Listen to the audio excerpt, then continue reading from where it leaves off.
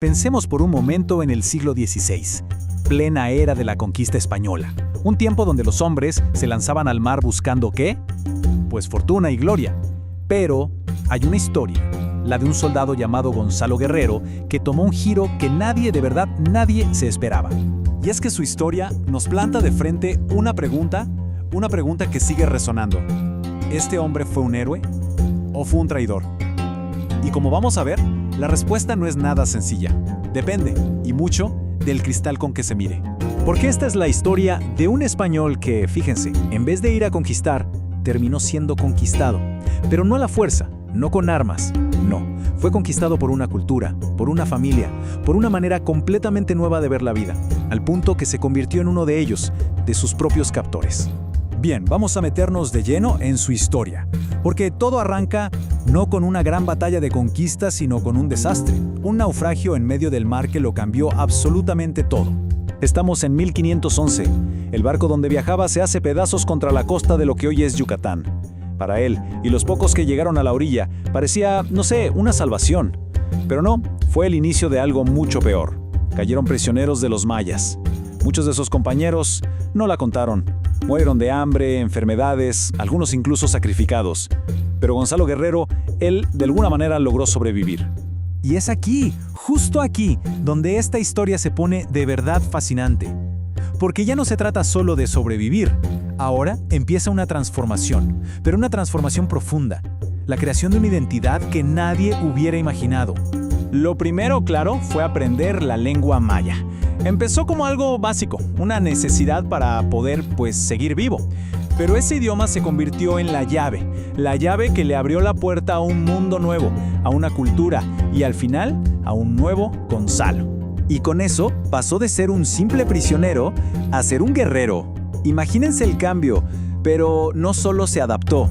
Guerrero usó todo lo que sabía de estrategia militar española. Les enseñó sobre formaciones, sobre disciplina en el combate, cosas que, cambiaron por completo la forma de pelear de los mayas. Se volvió alguien valiosísimo para ellos. Pero si vamos al fondo del asunto, el cambio más grande fue por dentro, en lo emocional. Se enamoró. Se casó con Sacil A, que era la hija de un importante jefe maya, y juntos tuvieron hijos, que hoy se consideran de los primeros mestizos de esta tierra. O sea, al formar una familia, no solo estaba echando raíces, simbólicamente se estaba convirtiendo en parte del origen de un nuevo pueblo.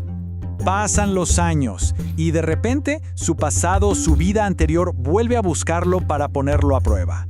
Y este es el momento clave de toda la historia. El punto de quiebre donde su lealtad se va a ver desafiada de la manera más increíble. Aparece una expedición española, y no una cualquiera, la que venía liderada por Hernán Cortés. Llegan a la costa de Yucatán y le hacen llegar un mensaje, una oferta muy clara. La oportunidad de volver a casa. A ver, pongámonos en sus zapatos por un segundo. De un lado, la oferta española. Volver a su mundo, a su gente, a todo lo que conocía. Pero del otro lado, estaba su nueva vida. Su esposa, sus hijos, un pueblo entero que lo veía como un líder. ¿Qué pesa más en la balanza? ¿El pasado que dejaste atrás o el presente que construiste? Y su respuesta, la que recogen las crónicas de la época, fue definitiva. Dijo algo como, tengo mujer y 3 hijos, y aquí me consideran un jefe, un capitán.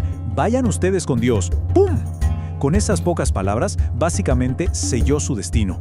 Acababa de elegir a su nueva familia y a su nuevo pueblo por sobre todo lo demás. Claro, una decisión así iba a tener consecuencias enormes. Y es aquí donde volvemos a la pregunta del principio. ¿Recuerdan? ¿Héroe o traidor? Porque esta elección lo puso, sin vuelta atrás, en un bando del conflicto que estaba a punto de estallar. A ver, Guerrero no solo dijo, me quedo y ya. No, luchó activamente contra los españoles. Y aquí está lo más fuerte de todo.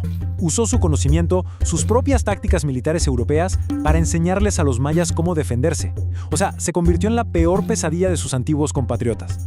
Y aquí están las dos caras de la moneda. Para los españoles, era el traidor supremo, un renegado que le dio la espalda a su rey, a su dios, a su sangre.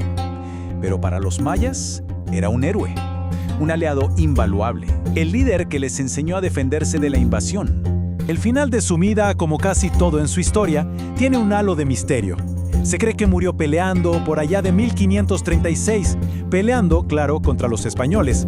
Y como no hay certezas absolutas, su figura se ha hecho todavía más grande, ¿no? Pasó de ser un personaje de la historia a convertirse en una leyenda. Al final, la historia de Gonzalo Guerrero nos obliga a ir más allá de las fechas y las batallas. Nos deja pensando en algo mucho más profundo, una pregunta que nos toca a todos.